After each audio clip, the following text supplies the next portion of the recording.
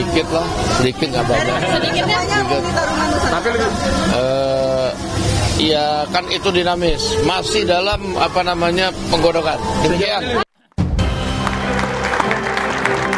Masih bersama saya Budiman Tanjurjo di Satu Meja The Forum. Arya Fernandes, yang Anda bayangkan sebagai seorang peneliti, second kabinet yang dibayang oleh Pak Prabowo seperti apa sih? Saya kira saat ini memang saya sependapat dengan Bang Deddy ya, bahwa ada kebutuhan yang besar dari sisinya Presiden terpilih Pak Prabowo Subianto untuk memberikan warna terhadap pemerintahan baru. Sekarang ini saat ini muncul ada ketidakpuasan terhadap banyak hal, dan Pak Prabowo berada dalam kondisi di mana ekspektasi publik terhadap pemerintahan baru cukup tinggi. Cukup tinggi. Ekspektasi itu misalnya tampak dari perolehan suara di pemilu presiden 58%, dan pencapaian itu adalah pencapaian terbesar pada presiden yang maju di putaran pertama, di periode pertama. Pak SBY 2004 dan Pak Jokowi 2014 itu tidak sampai 58%. Nah, yang kedua saya kira adalah soal memastikan adanya kepercayaan pasar. Confident pasar ini jadi penting juga, karena saat ini pertumbuhan ekonomi kita relatif stagnan, angka kemiskinan dan orang kelas menengah kita juga menurun cukup dalam, ya. Pada saat yang sama kita juga menghadapi situasi di mana masyarakat kita semakin menua, dan subsidi kita untuk banyak hal, energi dan segala macam juga diperkirakan akan meningkat. Belum ada disparitas dari sisi ketimpangan sosial, ketimpangan ekonomi yang terjadi. Jadi tekanan domestik saya kira juga menjadi kebutuhan yang penting yang membuat mau nggak mau Pak Prabowo harus membuat warna baru dalam pemerintahan. Jadi mengelola ekspektasi publik menjadi pekerjaan rumah dari Prabowo. Saya kira ya. Tapi kalau Pak Prabowo kemudian mengatakan bahwa akan juga merekrut sebagian dari menteri-menteri Jokowi karena baik-baik, itu akan menjawab ekspektasi publik? Ya, saya kira hal lainnya juga adalah kita tahu juga bahwa Partai Gerindra bukan partai pemenang pemilu. Gerindra hanya finish di urutan ketiga. Sementara pada satu sisi Partai Golkar berada menjadi partai terbesar di koalisi. Jadi kebutuhan untuk menjaga stabilitas di koalisi menjadi penting. Nah, dalam hal itu saya kira siapapun presidennya itu akomodasi menjadi tidak mungkin terhindarkan. Tidak terhindarkan? Tidak terhindarkan. Paling tidak karena 3 alasan ya. Alasan pertama saya kira adalah soal efek sistem multipartai kita. Dalam sistem multipartai itu membuat tidak ada partai yang dominan di DPR. Sejak 2004 sampai sekarang tidak ada satupun partai yang mendapat suara di atas 25%. Dan itu membuat untuk memastikan stabilitas politik di DPR, Presiden terpilih mau nggak mau harus mengakumulasi dukungan partai politik. Yang kedua soal political finance. Political finance kita, party financing kita bermasalah.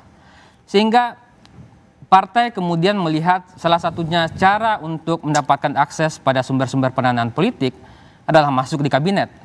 Dan itu terjadi pada semua kabinet, ya, mulai dari kabinet pasca reformasi terutama. Karena kita tidak berhasil membenahi sistem pendanaan politik yang baik, yang memungkinkan partai lebih independen. Yang ketiga, saya kira soal efek ketidakjelasan koalisi kita. Kita menganut 2 model koalisi, ya. Koalisi pra pemilu dan koalisi setelah pemilu. Koalisi pasca pemilu. Pasca pemilu lebih banyak? Pasca pemilu lebih banyak.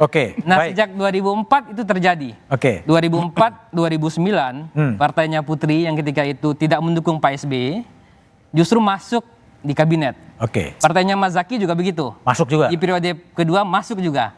Dan kita sekarang juga melihat di akhir masa jabatan Pak Jokowi, hampir semua partai masuk kabinet. Bung Daniel, situasi itu yang membuat kemudian betul ada 4 menteri yang kemudian akan menjadi bagian dari kabinet Pak Prabowo Gibran.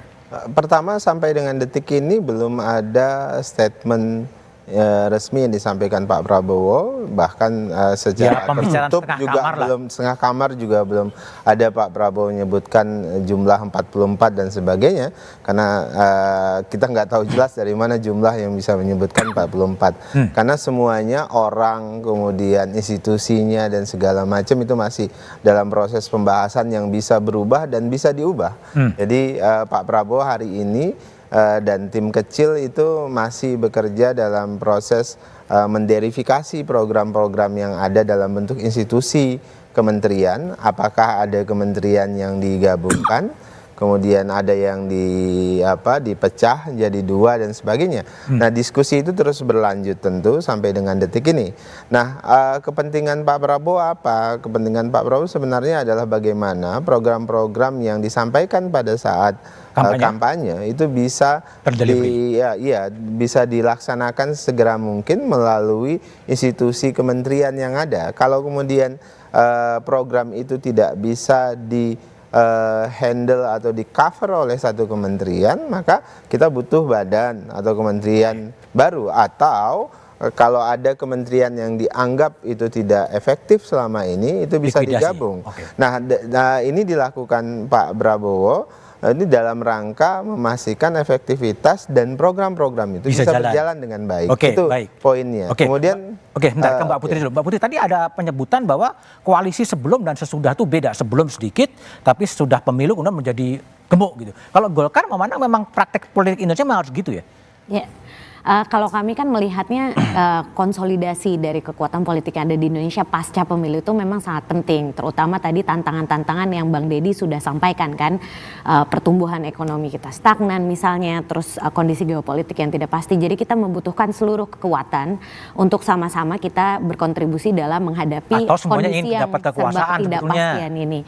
Jadi makanya wajar kalau kita melihat kondisi pasca pemilihan presiden di setiap pemilu itu biasanya semakin banyak parpol yang bergabung karena mereka pun ingin berpartisipasi dalam pembangunan yang direncanakan oleh presiden dan juga wakil presiden yang terpilih. Makanya partai saya, kalau tadi Mas Arya bilang sebelumnya tidak bergabung di koalisi tapi tetap ada di kabinetnya Mas Herzaki seniornya, itu karena memang kita selalu mengupayakan kita bisa menyumbangkan ideologi karya kekaryaan kita terhadap kabinet manapun yang pada saat itu sedang menjabat, dan itu pun yang kita pegang teguh pada hari ini. Jadi kita tentu sangat membuka tangan yang lebar kepada teman-teman parpol lain yang ingin bergabung ke KIM pasca pemilu ini. Dan saya yakin juga pasti partai lain berpandangan demikian. Oke, baik. Jaki, kalau Putri kan mengatakan semuanya ingin berkontribusi untuk negara bangsa. Tapi ada juga yang pandangan ya ingin dalam kekuasaan lah, madunya kan enak. Tapi jawabannya setelah jeda berikut ini aja.